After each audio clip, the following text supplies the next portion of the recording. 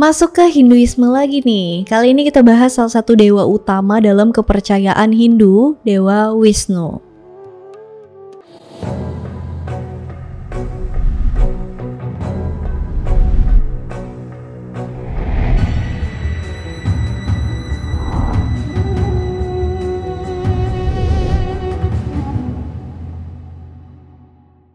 Dalam kepercayaan Hindu atau dalam kitab Weda ada 3 dewa utama personifikasi dari Brahman.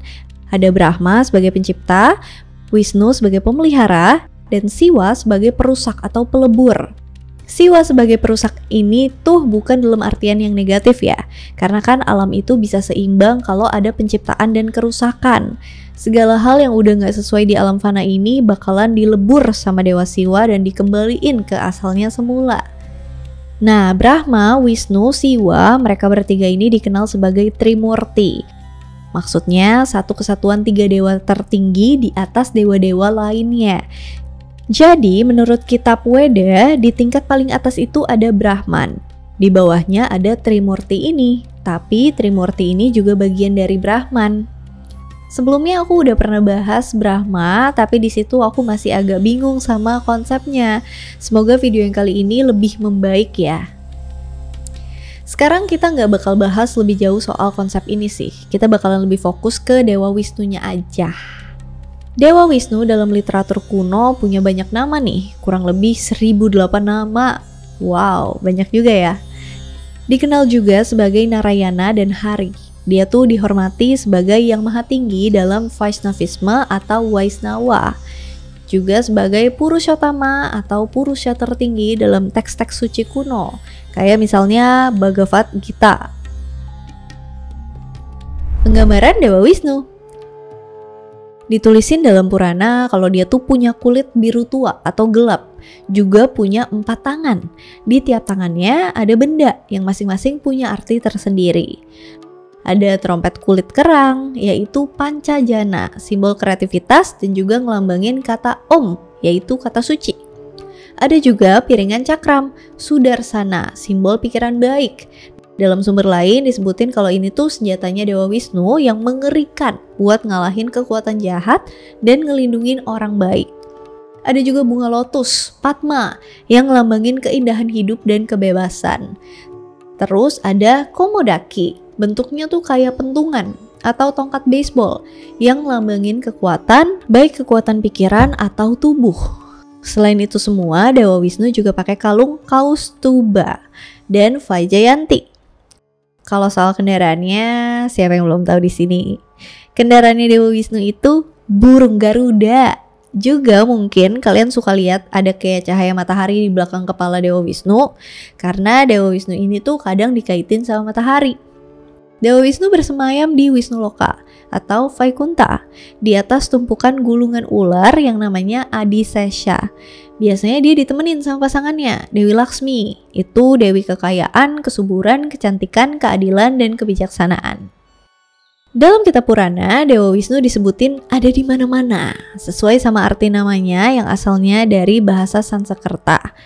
Vis artinya menempati atau mengisi dan diakhiri dengan kata nu. Kalau diartiin kira-kira jadinya sesuatu yang menempati segalanya.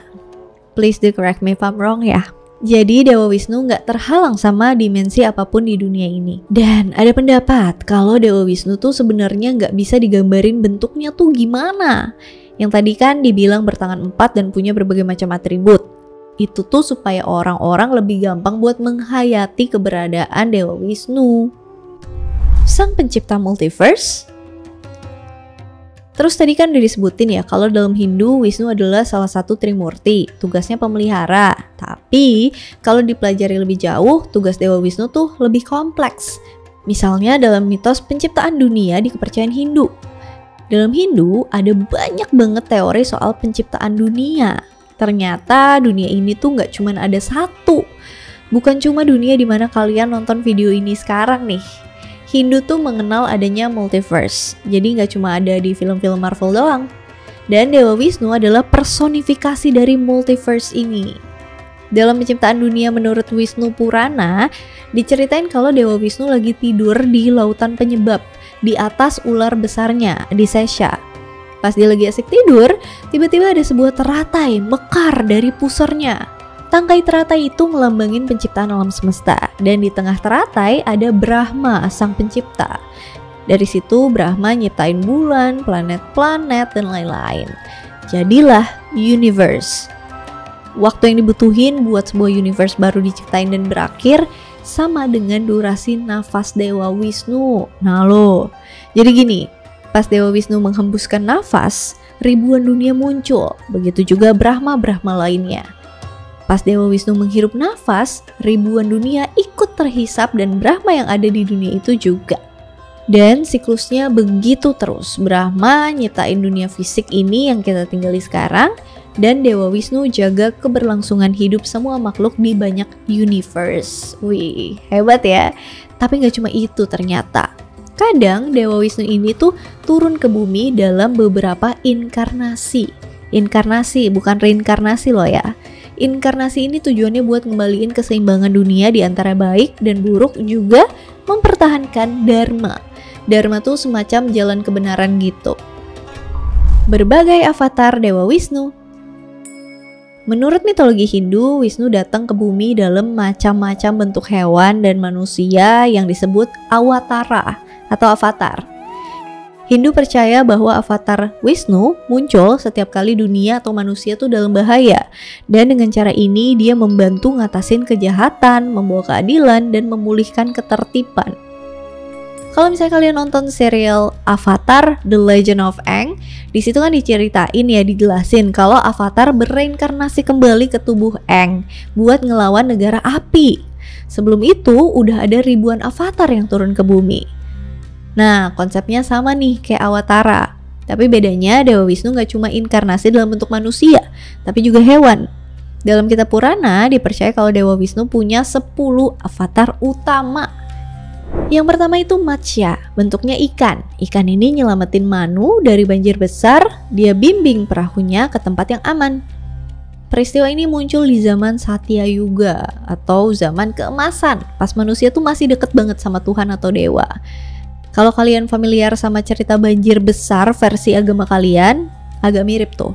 Beberapa macam banjir besar ini udah dibahas di Instagram geekrelia.id. Silahkan dicek. Yang suka mitologi, follow ya. Avatar yang kedua, kurma. Bukan anak SCBD, bukan juga takjil. Kurma satu ini bentuknya kura-kura.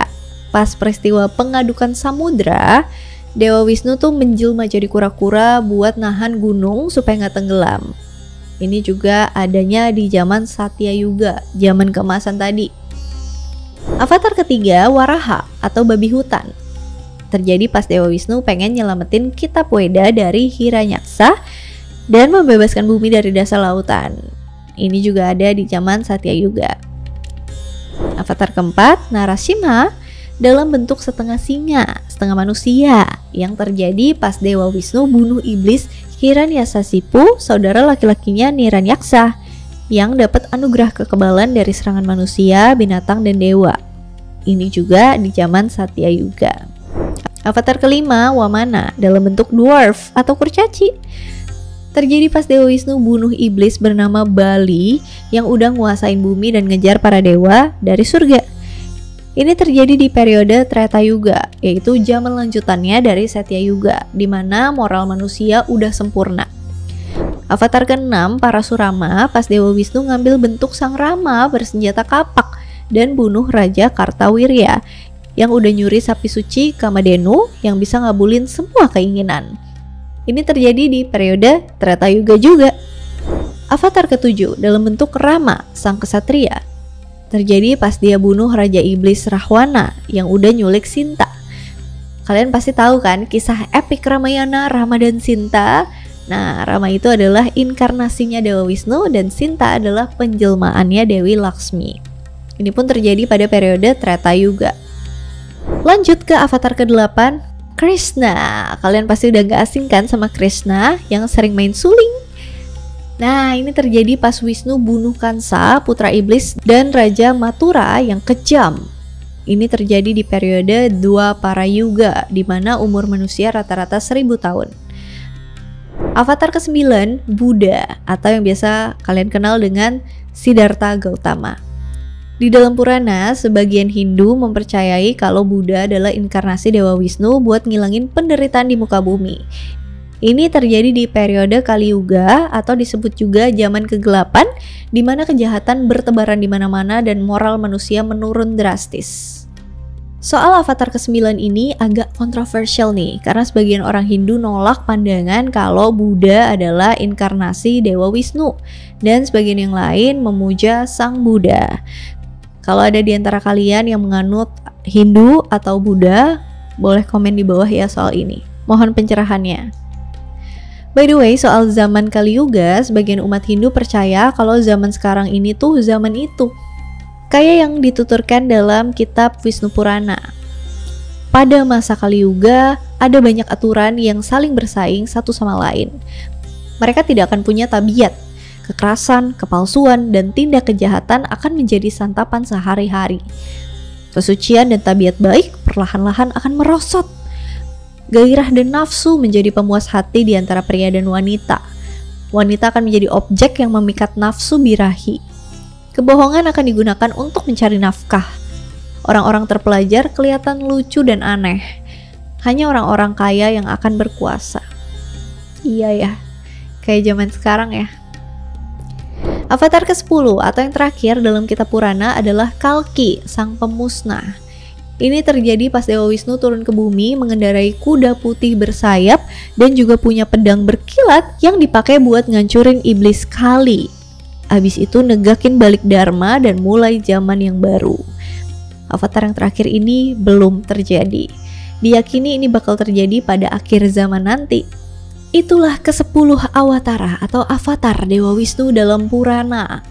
Sebenarnya ada lebih banyak lagi awatara Dewa Wisnu sih. Contohnya dalam kitab Bhagavata Purana. Ditulisin ada 22 avatar Dewa Wisnu dalam buku pertama.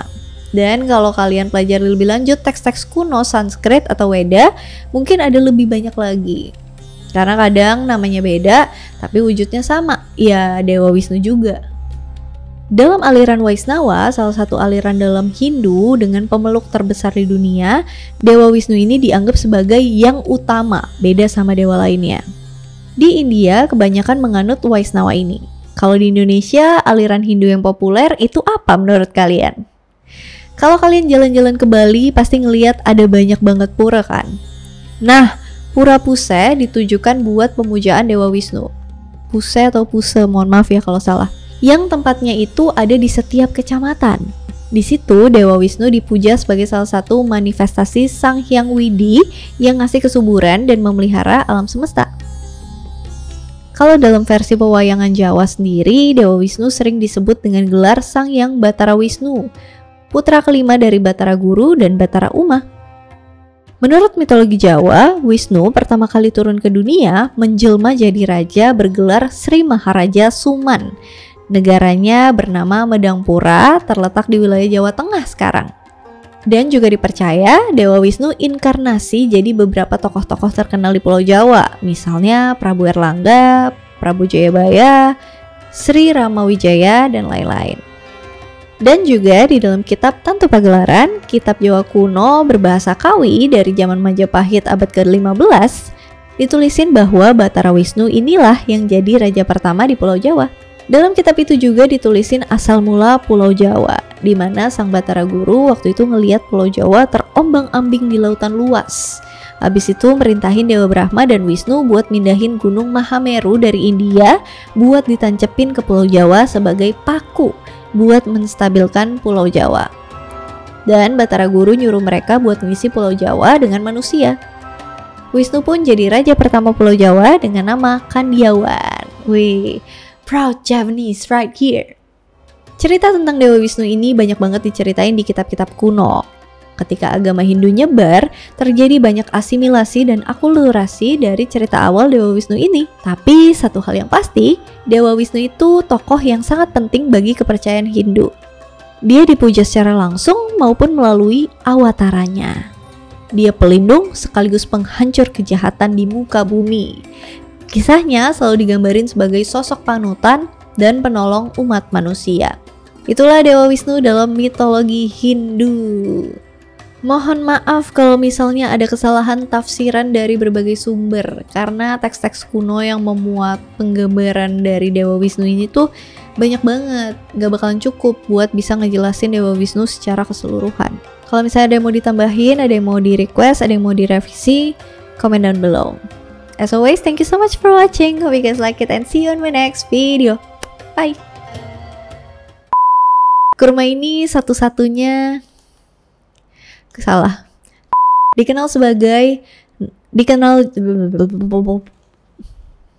Mereka tidak akan punya tabiat. Mereka tidak akan punya Menurut mitologi Jawa, Wisnu pertama kali turun ke dunia